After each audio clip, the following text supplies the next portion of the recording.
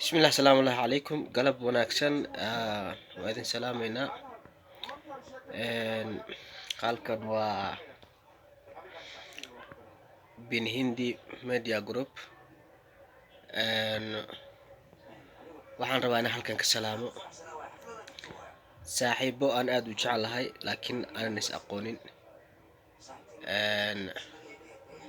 walaalaha mataanaha aan kala dhicin arrimaheena Asad Xaajiyo iyo Cabdullaahi Xaajiyo dhammaantiin waa idin salaamayaa.